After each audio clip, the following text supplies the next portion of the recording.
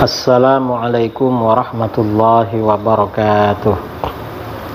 Bismillahirrahmanirrahim. Alhamdulillahi rabbil alamin. Lahul hamdu wa lahul fadlu wa lahus tsana'ul hasan. Asyhadu an la ilaha illallah wahdahu la syarikalah. Wa asyhadu anna sayyidana Muhammadan abduhu wa rasuluh.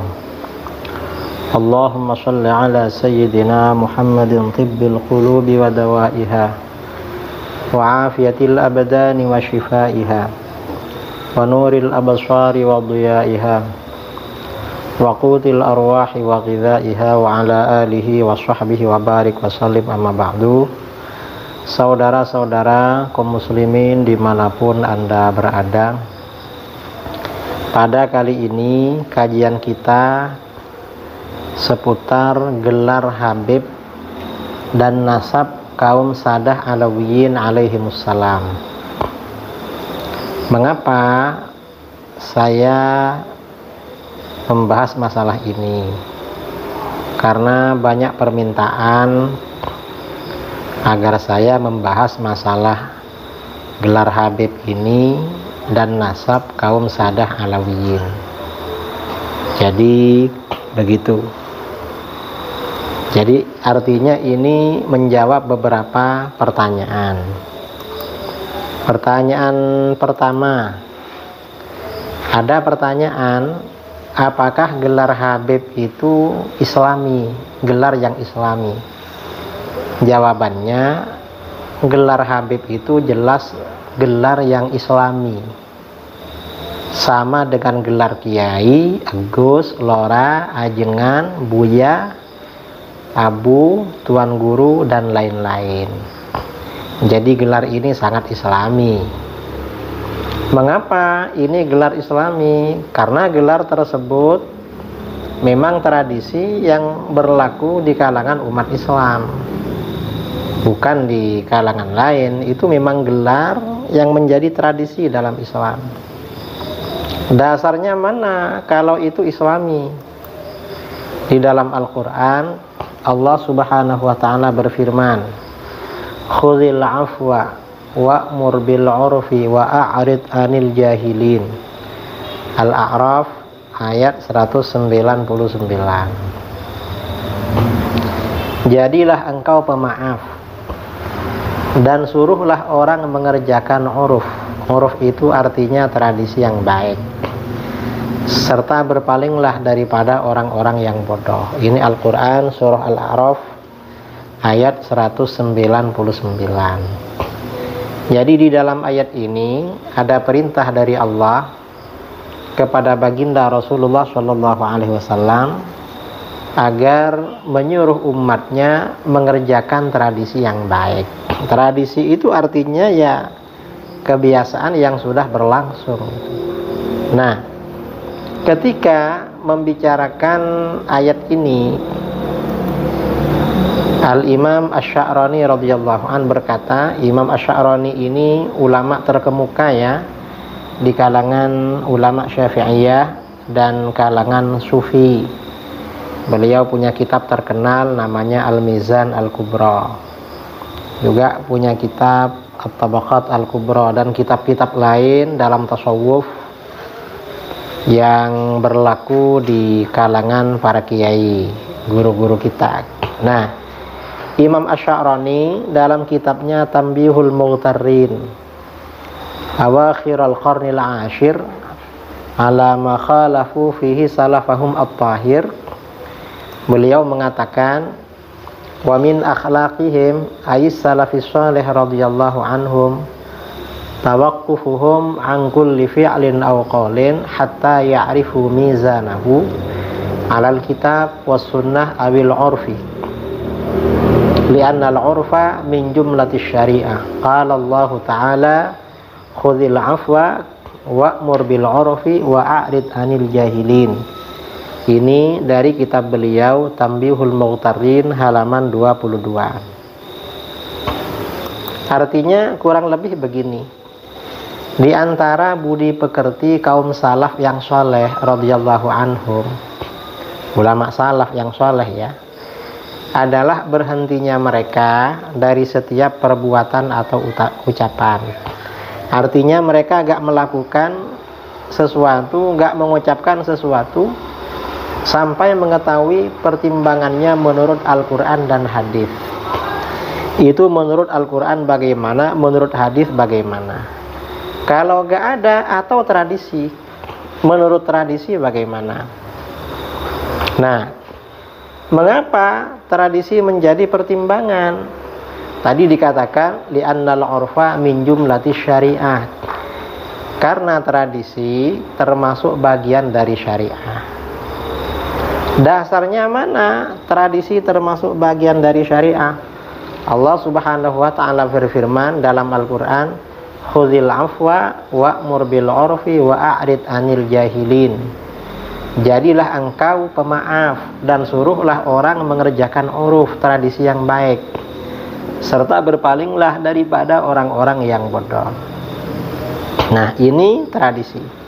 Artinya panggilan Habib itu tradisi, memang tradisi. Karena sudah menjadi tradisi, berarti menjadi bagian dari syariah, dari Islam.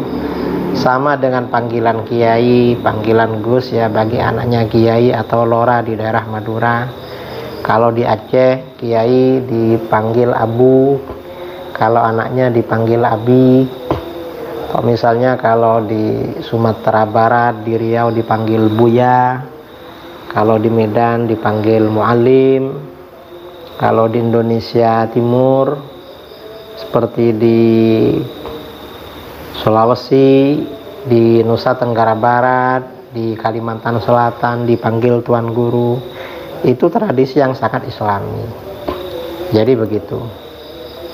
Nah, di negeri Hadramaut Yaman, gelar Habib ini biasanya disematkan kepada mereka yang memiliki hubungan nasab dengan Sayyid Alwi bin Ubaidillah bin Ahmad bin Isa al-Muhajir ilallah alaihimussalam. Jadi keturunan Sayyid Alwi bin Ubaidillah.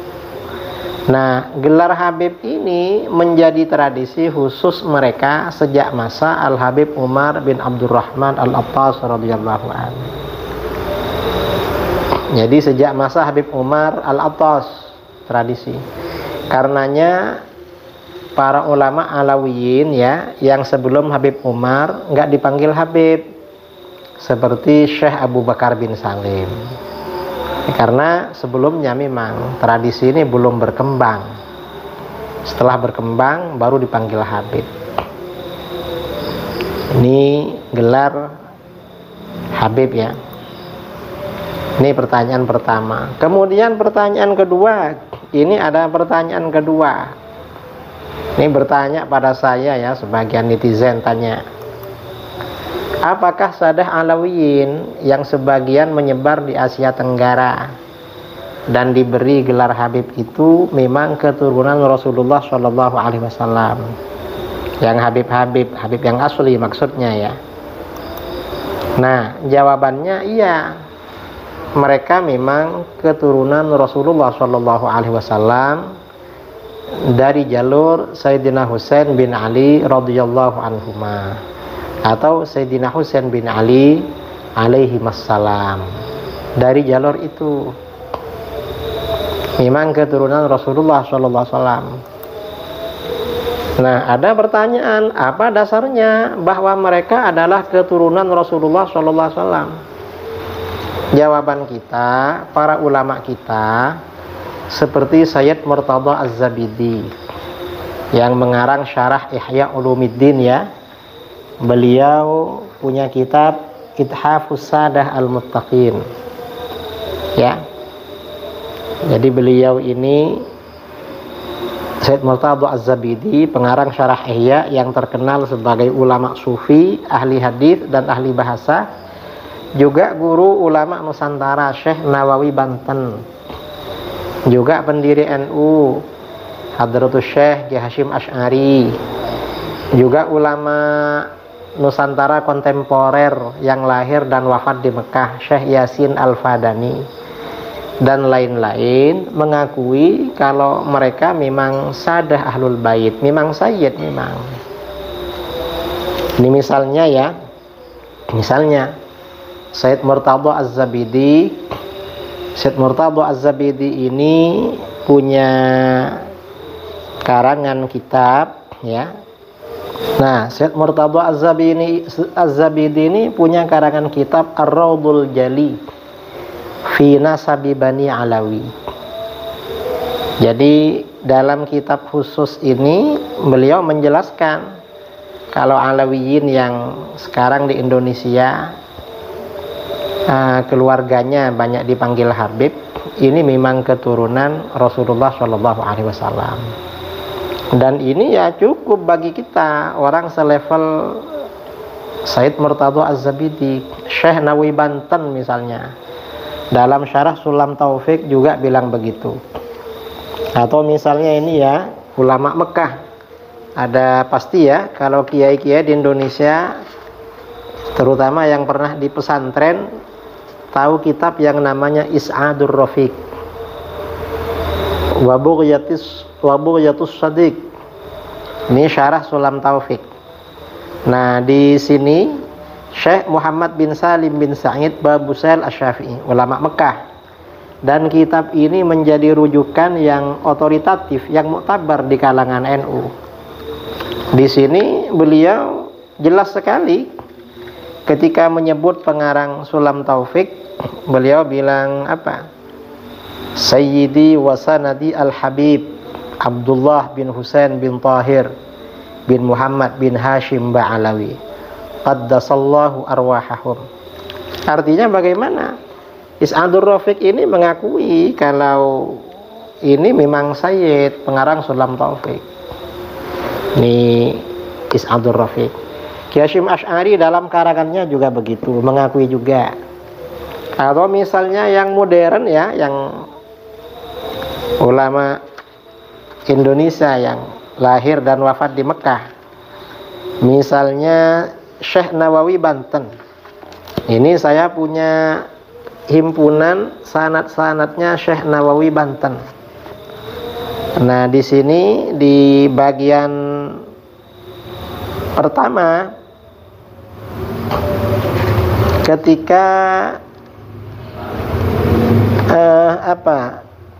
menjelaskan sanad Sahih Bukhari, Syekh Nawawi Banten ini menjelaskan sanadnya, kata beliau, akhbarana al-allam al-muhaddits al-faqih al-mu'ammar Syekh Umar bin Abi Bakar Bajunaid al-Kindi al-Makki. Kemudian Anis Sayyid Ahmad bin Zaini Dahlan wa huwa an syaikhaihi al-mufti as-Sayyid Muhammad bin Husain al-Habasyi al-Makki asy-Syafi'i. Jadi Sayyid Ahmad bin Zaini Dahlan ini berguru kepada Sayyid Muhammad bin Husain al-Habsyi. Dan ini Sayyid Muhammad bin Husain al-Habsyi ini kan ayahnya siapa? Sayyid Ali bin Husain, Sayyid Ali bin Muhammad bin Husain al-Habsyi yang punya Syimtud Durar itu. Dan ini zuriatnya banyak di Indonesia. Nah, ini artinya apa? Syekh Nawawi Banten juga guru beliau dan gurunya lagi Sayyid Ahmad bin Zaini Dahlan ini mengakui kalau Al-Habsyi itu keturunan Rasulullah SAW. Nah, kita ini cukup dengan pengakuan mereka. Oh, mereka aja mengakui, masa kita agak mengakui? Dan kita di Nahdlatul Ulama, di kalangan pesantren, memang kitab-kitab yang kita pelajari kitab mereka. Karangan Sayyid Ahmad Zaini Dahlan seperti Syarah Jurmiyah, atau muridnya beliau ya, I'anatut Talibin, muridnya Sayyid Ahmad Zaini Dahlan, Sayyid Abu Bakar Syata' Dimyati. Pasti mengakui juga sama gurunya Sayyid Muhammad bin Husain al-Habsyi. Berarti marga al-Habsyi ini memang keturunan Rasulullah SAW. Enggak ada artinya seperti ini cukup sebenarnya kalau mereka sebenarnya Sayyid, sama dengan Sayyid-Sayyid yang lain di Indonesia yang memang mereka dari keturunan Alawiyin. Ada yang menggugat perlu apa gak perlu pembuktian kitab dari abad keempat. Ya kalau mau mencari silahkan dicari, tapi ya jangan dipaksa-paksakan cari seperti itu. Karena sekarang ini abad ke-15 Hijriyah, bukan abad ke-5, jauh kalau abad ke-4. Kita ini jangankan masalah nasab, fikih Syafi'i yang banyak kita ini, kitab-kitab yang kita kaji sumbernya kan setelah abad ke-6, sejak masa Imam Rafi'i dan Imam Nawawi, lalu periode berikutnya. Artinya gak langsung pada ulama Syafi'iyah abad ke-5, ke-4, ke-3, apalagi kepada Imam Syafi'i. Bahkan sebagian pendapat Imam Syafi'i itu kita jumpai di kitab-kitab ulama abad ke-7, dan kita percaya sama itu. Kita gak menggugat. Ini kan ulama abad ke-7 ya, misalnya tentang hadiah pahala bacaan Quran pada orang mati, Imam Syafi'i mengatakan tidak sampai. Yang bercerita siapa? Ibnu Katsir dalam tafsirnya. Padahal Ibnu Katsir ini kan hidup pada abad ke-8 Hijriyah. Apa Ibnu Katsir gak dipercaya? Ini kan abad ke-8, perlu pembuktian dari ulama Syafi'iyah abad ke-3 atau abad ke-4. Ya repot kalau seperti itu. Memang kitabnya gak ada sama kita memang, dan kita percaya sama itu. Mengapa? Karena Ibnu Katsir memang orang yang bisa dipercaya, baik dalam tafsir, dalam hadis, atau dalam fikih dan lain-lain. Apalagi sekarang ini memang kitab-kitab yang dikaji di Indonesia itu kan kebanyakan kitab-kitab abad 10 Hijriyah. Paling lama kitabnya Imam Nawawi, Minhajut Thalibin. Tapi syarah-syarah kitab Minhaj itu rata-rata yang dikaji kan syarah-syarah yang ditulis pada abad ke-9 dan ke-10, seperti Syarah Mahalli, kemudian yang abad ke-10 seperti Tufahnya Imam Ibnu Hajar, Munil Muhtaj, Syekh Khatib Asy-Syirbini, kemudian Nihayatul Muhtaj, dan lain sebagainya. Kita agak perlu menggugat-gugat sampai harus sumbernya dari abad ke-3, ke-4. Gak perlu seperti itu, karena para ulama kita ini memang banyak yang dipercaya. Memang kita percaya pada mereka yang menjadi sumber ajaran agama kita. Maka informasi yang lain juga kita percaya, termasuk tentang masalah nasab. Jadi saya kira membicarakan nasab para habaib, para sadah alawiyin, ini ya kalau pembicaraan untuk menyaksikan mereka ini buang-buang waktu. Kita ini berarti meninggalkan tradisi keilmuan kita di dalam agama. Tradisi keilmuan kita di dalam agama memang percaya sama guru-guru kita, para ulama yang menjadi sanad keilmuan pada kita, seperti Syekh Yasin Al-Fadani, Hadratus Syekh Ki Hasyim Asy'ari, Syekh Nawawi Banten, kemudian Syekh Murtadha Az-Zabidi, dan ulama-ulama yang lain. Nah, saya kira ini tanggapan saya terhadap permintaan sebagian netizen ya, baik melalui komentar di YouTube maupun yang beberapa orang sempat kirim-kirim WA pada saya. Ya sebenarnya kalau dilacak di kitab-kitab nasab ya ada juga sebenarnya, tapi kalau seperti itu kita ini seakan-akan gak percaya sama guru-guru kita, ulama kita. Ini bahaya saudara. Kalau kita ini kurang percaya kepada Syekh Nawawi Banten, Ki Hasyim Asy'ari, Syekh Yasin, Syekh Murtadha, ini bisa kita akan percaya sama berkah. Jangan-jangan nanti kita agak berkah ilmunya. Kalau bagi kita agak berkah, gimana bagi generasi yang akan datang? Ini yang perlu kita jaga. Sekian, mudah-mudahan bermanfaat. Allahu a'lam bishawab. Assalamualaikum warahmatullahi wabarakatuh.